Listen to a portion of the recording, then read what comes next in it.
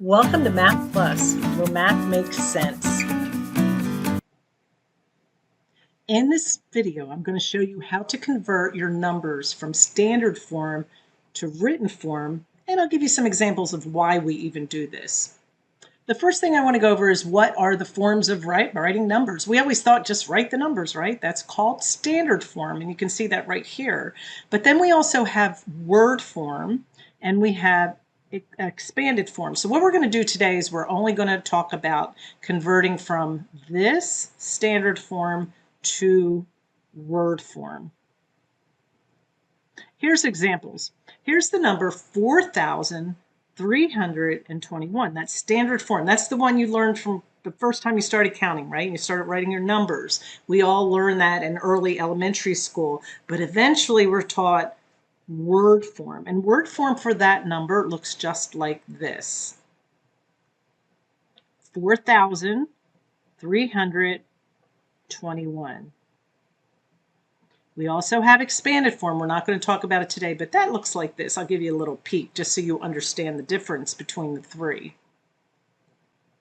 Here's some examples of standard form to word form. We have the number 15.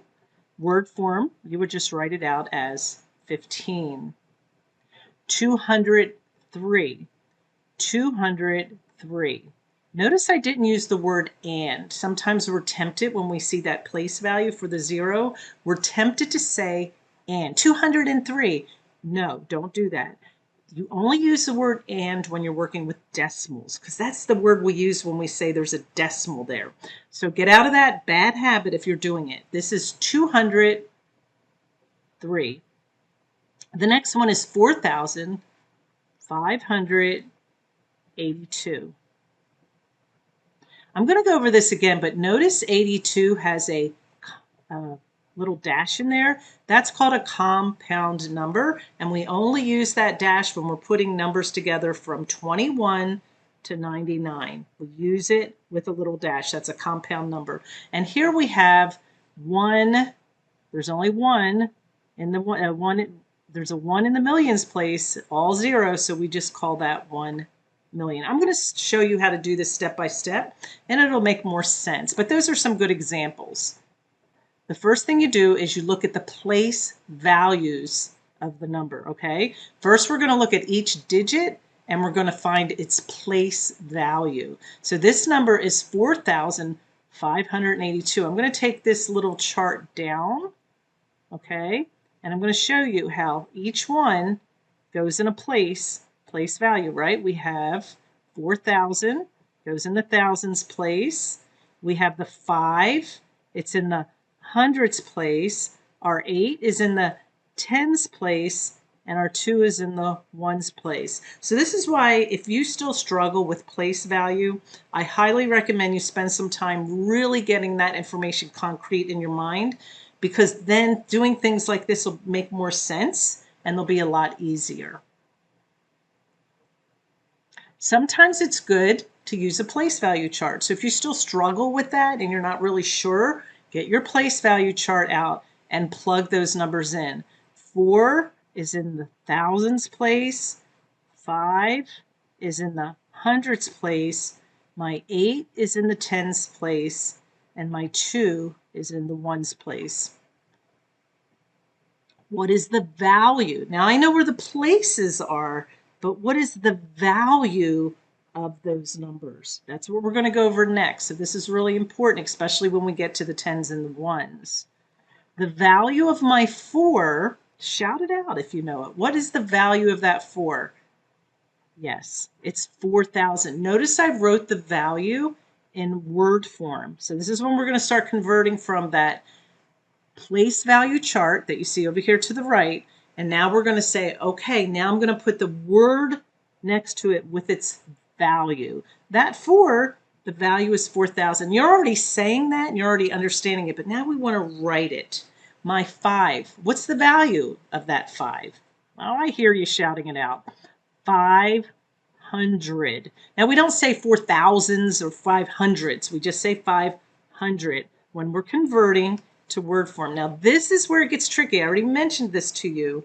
The 8 is in the tens place. Do we say 8 tens? 8 tens. No, we don't. We say 80. And that's the only one that we kind of convert it to another word.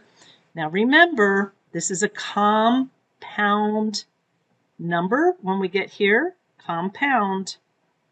What did I say briefly on that other slide? Do you remember? Okay, the 2 becomes a 2, the 8 becomes an 80, but actually it's a compound word, so it will become 80-2. We only do that with numbers from 21 to 99. So if you can remember that, you'll never make that mistake of where to put that dash. Okay, so now we're going to put them together as one word form. And when you're doing this, you can actually see the number form, right? I'm going to write it out. This is what I'm following.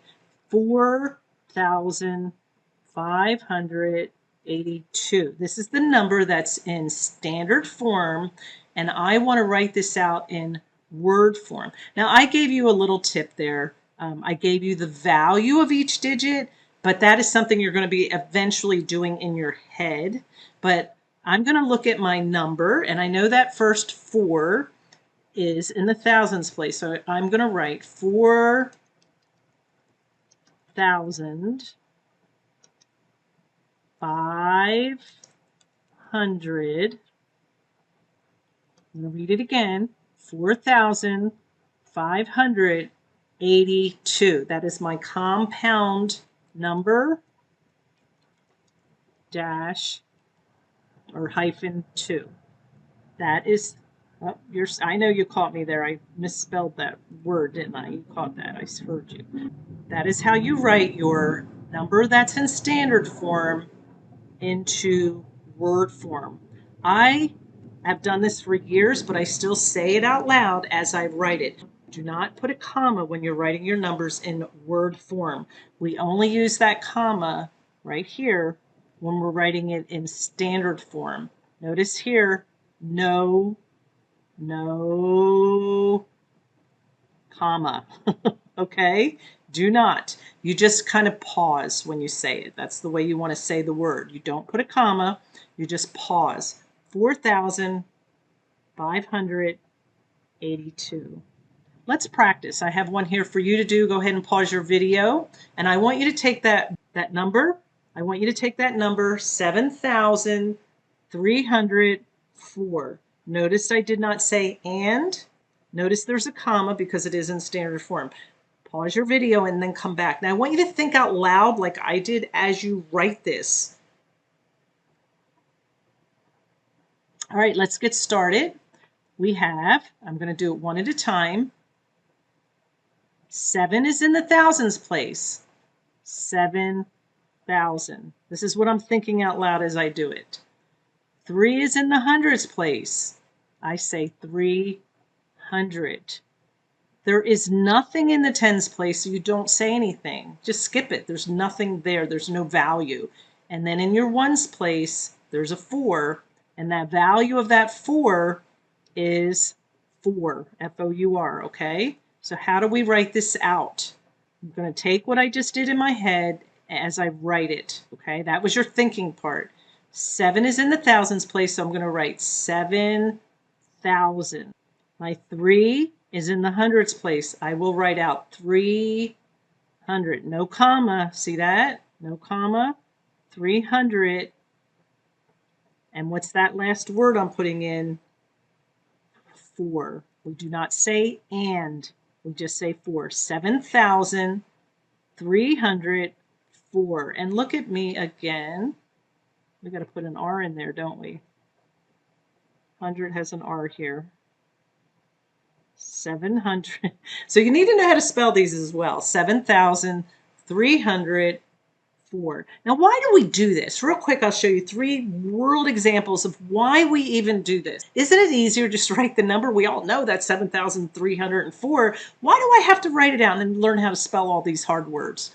That's because whenever we write our numbers into written form, it makes it more important. It makes it less ambiguous, meaning it makes it less confusing. it's very easy for people to write numbers, and I'm going to do this off to the side. Let's say I have the number 926 and I'm a sloppy writer. Is that a 7 or is that a 2? I mean, it could start getting sloppy, right? So when we write important documents, especially checks, if your parents are still writing checks or if you're still writing checks, you can see here that we wrote $250. Now, this person did not write it right. There is no and in there. It's $250. It's written, but it could be a mistake, right? We could, that, like I said, it could look like a 7 or that 7 could be a 2. We're not really sure, but it's written out $250. We know exactly what that check is worth. Here's another time that we use written form. It might be on important official documents. Let's say you have a rent agreement or a mortgage agreement. You're going to find on those important documents, they're from the bank, it'll have the word written out. You may make a comment. Rent is due every 30 days. There's no confusion, because what if somebody wrote a real sloppy 3 and it looks like 80? Or rent is due the 1st of each month. What if you wrote 1st and then it got sloppy and someone's thinking, well, that looks like the 15th. This makes it less ambiguous. It's very clear what you're wanting. And the last time it might be on a wedding invitation. I found a copy of a wedding invitation. All right, and on this invitation, you can see right down here where it's all written out in word form, and I made it bigger for you over here to the side. And it says Saturday, the 19th of August, 2028. They know exactly when the wedding is. There's no room for confusion. Now you know why. We write in written form and you know how to do it. Just practice and say it out loud, and before you know it, you'll be a pro at writing standard form to written form.